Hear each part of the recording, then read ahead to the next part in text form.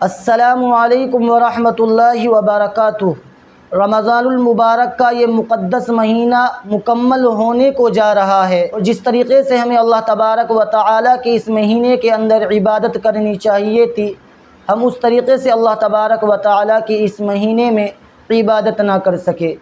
جس طریقے سے ہمیں اللہ تبارک و تعالیٰ کے اس مہینے کی قدر کرنی چاہیے تھی، ہم اس طریقے سے اس مہینے کی قدر نہیں کر پائے۔ ہمیں اللہ تبارک و تعالیٰ یہ آئندہ سال رمضان المبارک کا مہینہ عطا فرمائے یا نہ فرمائے، یہ اللہ تبارک و تعالیٰ ہی بہتر جانتے ہیں۔ بہرحال آج آپ کو میں اس ویڈیو کلپ کے اندر عید کی نماز کا طریقہ بتاؤں گا کہ عید کی نماز کس طریقے سے ادا کی جاتی ہے اور عید کی نماز کی نیت کیسے کی جاتی ہے۔ ہمارے بہت سے بھائی ایسے ہیں جن کو عید کی نماز کا طریقہ نہیں آتا، کہ جنہیں یہ معلوم نہیں کہ عید کی نماز کس طریقے سے پڑھی جاتی ہے۔ تو آج میں آپ کو اس ویڈیو کے اندر عید کی نماز کا طریقہ بتاؤں گا کہ ہمیں عید کی نماز کس طریقے سے ادا کرنی چاہیے، اور اگر ہم پہلے ہی عید کی نماز کا طریقہ سیکھ لیں گے تو پھر ہمیں صفوں کے درمیان لوگوں کو دیکھنے کی ضرورت نہیں پڑے گی۔ یعنی ہمارے بہت سارے بھائی ایسے ہیں کہ جو اپنی نماز کو مکمل کرتے ہیں لوگوں کو دیکھتے ہوئے،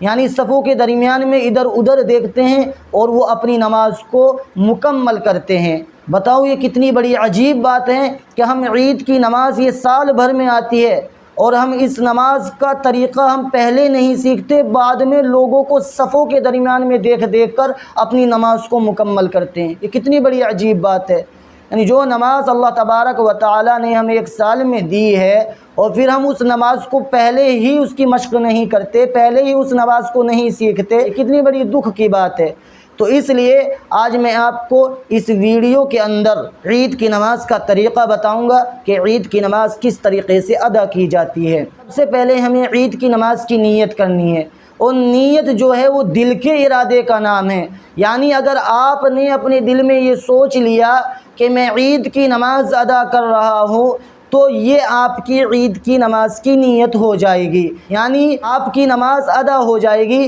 کیونکہ آپ کے دل میں تو ہے کہ میں عید کی نماز ادا کر رہا ہوں، تو یہی نیت کافی ہے۔ الفاظ کا ادا کرنا کوئی آپ کے لیے ضروری نہیں ہے، لیکن اگر آپ اپنی زبان سے الفاظ ادا کر لیتے ہیں تو یہ بہتر ہے۔ اور جو حضرات اپنی زبان سے الفاظ ادا کرنا چاہتے ہیں تو وہ اس طریقے سے الفاظ ادا کر سکتے ہیں کہ میں نیت کرتا ہوں 2 رکعت نماز عید الفطر واجب 6 زائد تکبیروں کے ساتھ، واسطے اللہ تعالیٰ کے، رخ میرا قبلے کی طرف، پیچھے امام کے، اللہ اکبر۔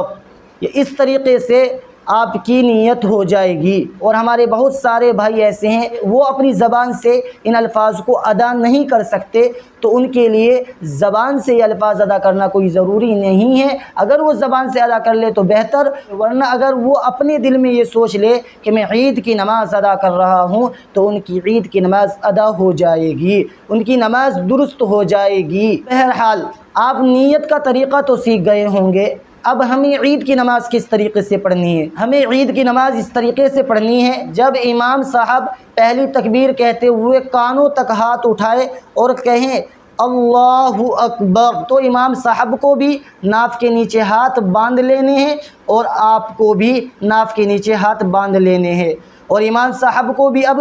ثنا پڑھنی ہے اور مقتدی حضرات کو بھی ثنا پڑھنی ہے، یعنی سبحانک اللہم وبحمدک وتبارک اسمک وتعالی جدک ولا الہ غیرک۔ اور جب ہم ثنا پڑھ لیں پھر اس کے بعد امام صاحب کہیں گے اللہ اکبر، تو مقتدی حضرات بھی کانوں تک ہاتھ اٹھاتے ہوئے کہیں گے اللہ اکبر، نیچے ہاتھ چھوڑ دینے ہیں، یعنی اب ہمیں ناف کے نیچے ہاتھ نہیں باندھنے ہیں، یعنی ہمیں ہاتھ چھوڑ دینے ہیں۔ یہ پہلی تکبیر ہو گئی۔ پھر جب امام صاحب کہیں گے دوسری تکبیر اور کانوں تک ہاتھ اٹھائیں گے اللہ اکبر، تو پھر ہمیں نیچے ہاتھ چھوڑ دینے ہیں، اور پھر جب امام صاحب تیسری تکبیر کہتے ہوئے کانوں تک ہاتھ اٹھائیں گے اور کہیں گے اللہ اکبر، تو اب ہمیں ناف کے نیچے ہاتھ باندھ لینے ہیں، یعنی یہ ہماری 3 زائد تکبیریں ہو گئی، اور اب ہمیں ناف کے نیچے ہاتھ باندھ لینے ہیں۔ مقتدی حضرات کو بھی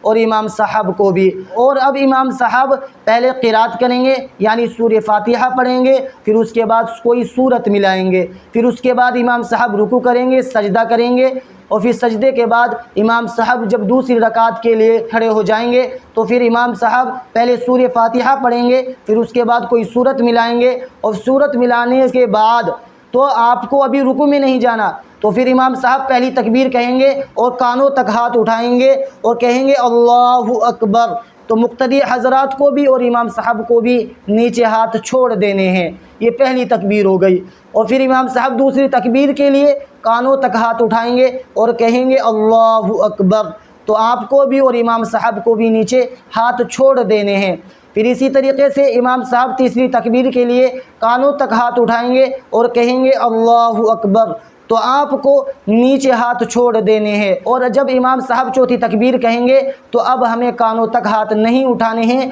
اور اب ہمیں بغیر ہاتھ اٹھائے ہوئے رکوع میں چلے جانا ہے، یعنی امام صاحب بھی رکوع میں چلے جائیں گے اور مقتدی حضرات بھی رکوع میں چلے جائیں گے۔ پھر اس کے بعد امام صاحب رکوع کریں گے، سجدہ کریں گے، پھر اس کے بعد قعدہ اخیرہ کریں گے اور اپنی نماز کو مکمل کر لیں گے۔ تو اس طریقے سے ہماری عید کی نماز مکمل ہو جائے گی۔ میں امید کرتا ہوں کہ آپ کو عید کی نماز کا طریقہ مکمل طور پر سمجھ میں آ گیا ہوگا، اور اس ویڈیو کو زیادہ سے زیادہ شیئر کریں تاکہ یہ ویڈیو دوسرے لوگوں تک پہنچ سکے اور وہ بھی عید کی نماز کا طریقہ سیکھ جائے۔